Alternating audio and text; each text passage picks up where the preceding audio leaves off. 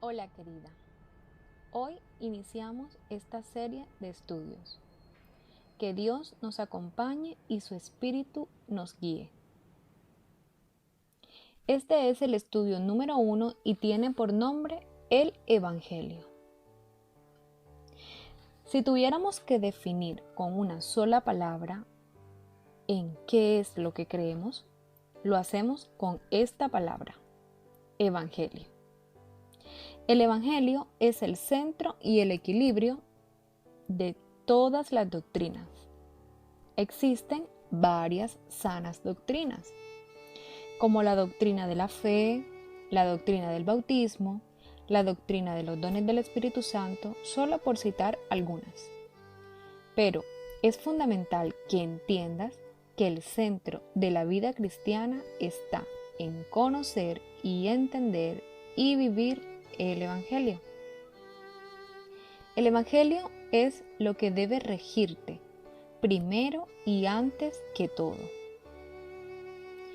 Es muy triste ver iglesias llenas de personas donde el mensaje que reciben no es el Evangelio, sino más bien doctrinas o enseñanzas erradas donde hablan de temas como la prosperidad, el año de la bendición, pacta con el Señor, decláralo, decrétalo y lo vas a recibir. O también hombres que se hacen llamar apóstoles o profetas, o pastores, hablando en lenguas extrañas sin ninguna interpretación y realizando shows sensacionalistas, imponiendo manos y tumbando a todos al suelo, enseñando el diezmo como una doctrina fundamental y de una forma interesada para lucrarse de forma pecaminosa. Querida, estas no son sanas doctrinas.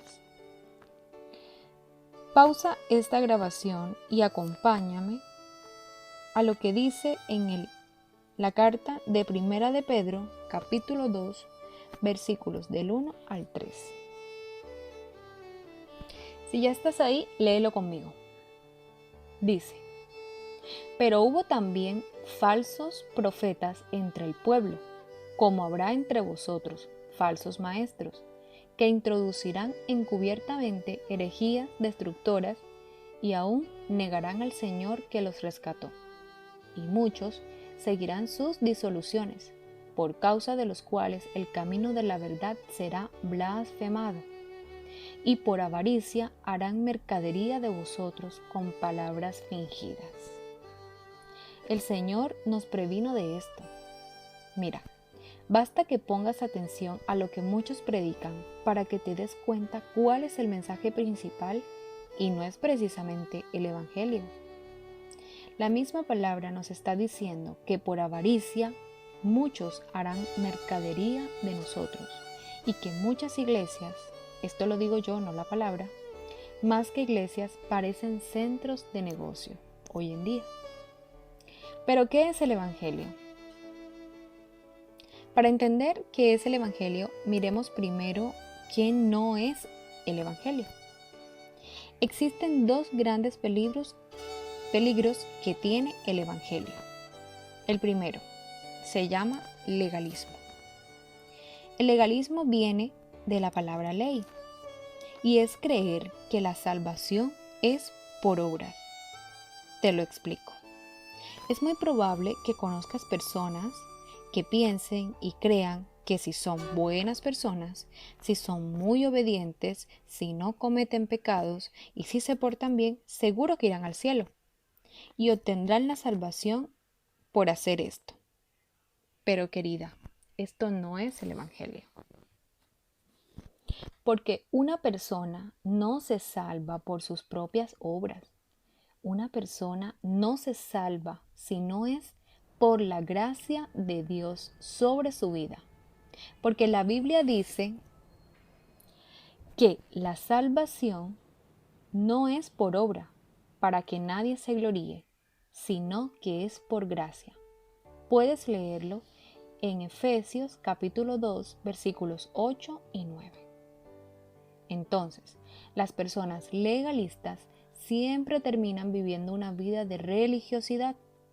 Viven preocupados por no fallar, por no faltar, pendientes de todo lo que es externo, en vestir como cristiano, en hablar como cristiano, en maquillarse o no maquillarse como cristianos. ¿Y su corazón? ¿Y su manera de vivir? Realmente esto no da muestra de seguir a Cristo.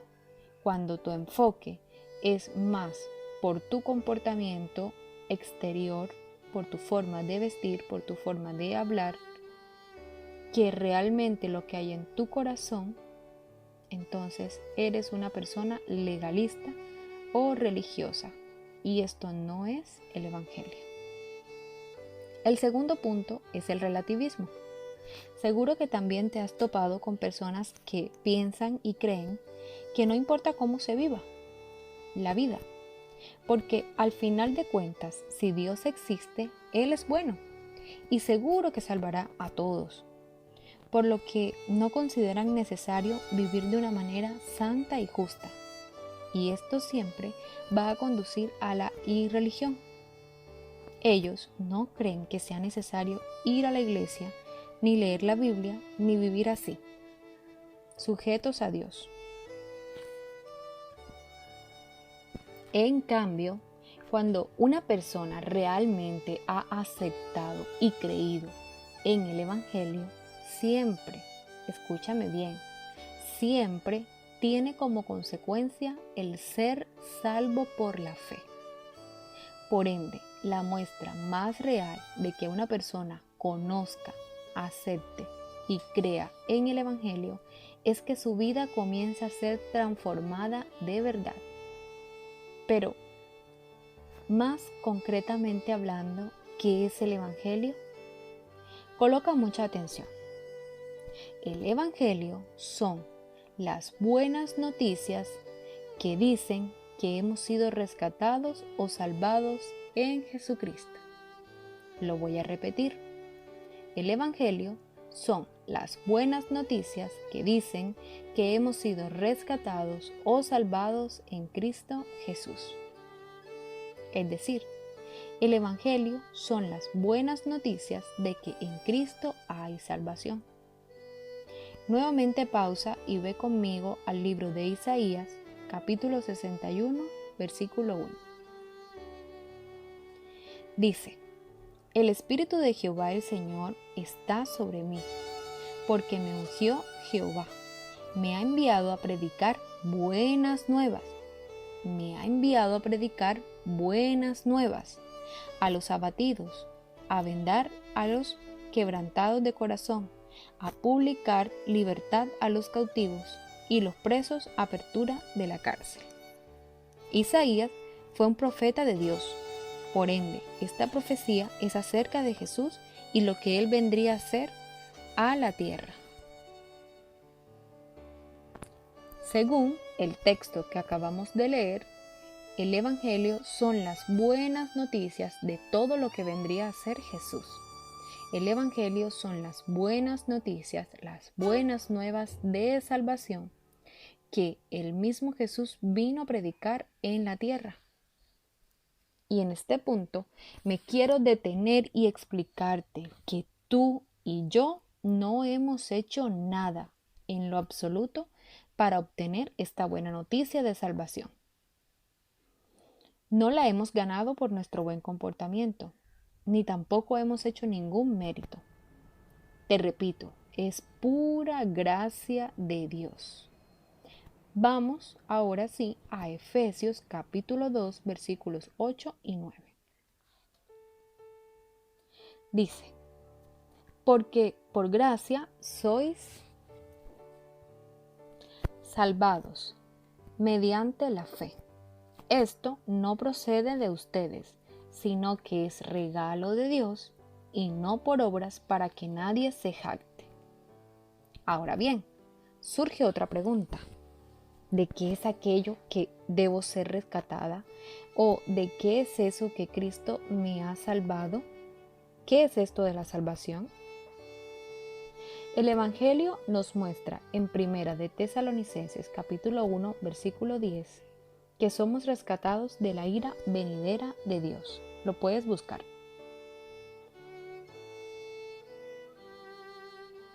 En otras palabras, Dios nos está salvando de Él mismo y de su ira y condenación cuando venga a ejercer justicia sobre el mundo. Porque todos los seres humanos estamos expuestos a la ira de Dios, ya que todos somos pecadores y la paga del pecado es la muerte. Revisemos lo que dice Romanos capítulo 1, versículo 18. Porque la ira de Dios se revela desde el cielo contra toda impiedad e injusticia de los hombres, que detienen con injusticia la verdad. Revisemos también Efesios capítulo 2, versículo 1. Dice: antes, ustedes estaban muertos a causa de su desobediencia y sus muchos pecados. Es decir, querida, que el hombre se encuentra muerto espiritualmente antes de estar en Cristo. Y aquí es donde el Evangelio cobra todo el sentido. Cuando recibimos las buenas nuevas, las buenas noticias de que Jesús murió para salvarme, que tomó mi lugar y subió a aquella cruz para pagar la deuda de pecado que yo tenía con Dios y hacerme libre de la ira de Dios. Aquí cobra todo el sentido, porque es en esto que consiste la salvación. Mira lo que dice Romanos capítulo 5, versículo 8. Mas Dios muestra su amor para con nosotros en que, siendo aún pecadores, Cristo murió por nosotros. El Evangelio es la buena noticia de lo que Jesucristo ha hecho para restablecer nuestra relación con Dios, que estaba rota por nuestro pecado. Repito, no es algo que nosotras hayamos conseguido por nuestros méritos, deseos o intenciones, sino que es lo que Cristo ha realizado. Cuando realmente entiendes esto, el efecto de tu corazón es experimentar descanso en Él, libertad, y supone también un cambio de vida. Aceptar el sacrificio de la cruz y aceptar que Jesús es tu Salvador es pasar de muerte a vida, como dice en la primera carta de Juan, capítulo 3, versículo 14. En pocas palabras, aceptar a Cristo es tener vida. En cambio, estar en la posición natural, sin aceptar a Cristo ni el Evangelio, es estar muerto, destituido y bajo la ira de Dios. Quizá puedas estar pensando, pero yo creo en Dios. Y puedas incluso decirme, yo creo en Jesús. Y está bien. Pero es necesario que abraces con todo tu corazón el Evangelio, el cual ya hemos entendido que es la buena noticia de que Cristo subió a la cruz, tomó tu lugar y el mío, y murió para pagar la deuda que teníamos por la consecuencia de nuestro pecado delante de Dios. Es este Evangelio el que te transforma y el que te ayuda a entender que tu vida, tal y como la llevas, no es agradable a los ojos de Dios. Y más allá de esto, el Evangelio te invita a que tengas una vida diferente, una vida llena de paz, amor y comunión con Él. Y que cuando pases por dificultades y pruebas, tengas paz. Sepas que no estás solo, sino que Él está contigo, y que tengas toda tu confianza puesta en Jesús, en que Él te sostiene, y que con Él las cargas son más fáciles de llevar. Cuando entiendes la verdad del Evangelio, no caminas hacia la religiosidad o hacia el fanatismo,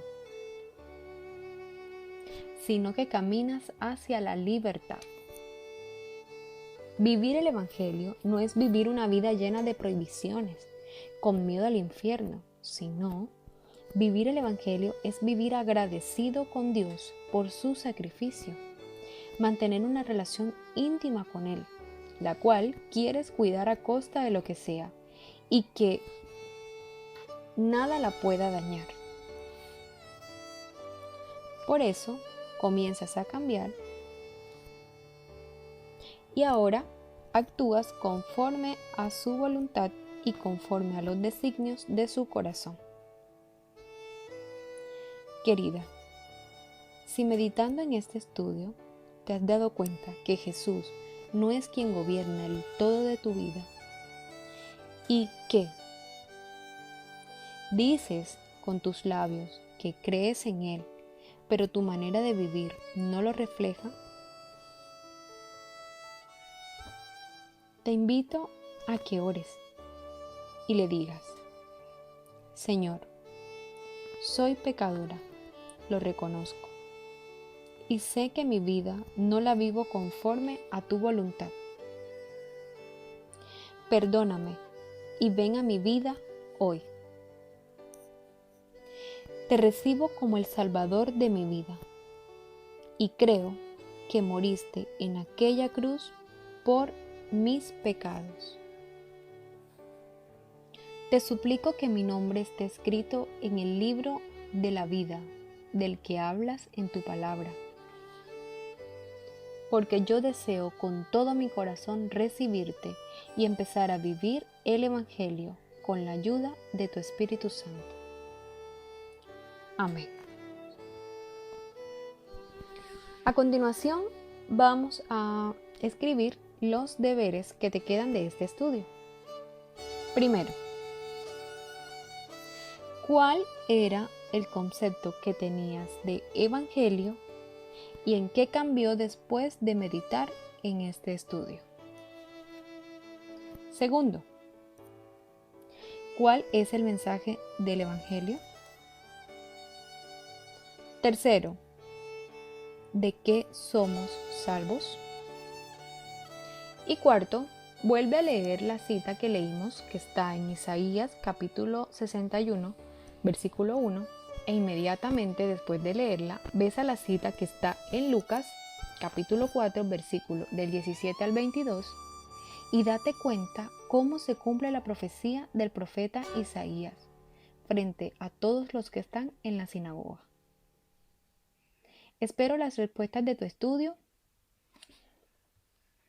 y si hay algo que no te haya quedado del todo claro, no dudes en contactarme. Te envío un fuerte abrazo y que el Señor de las Luces esté contigo.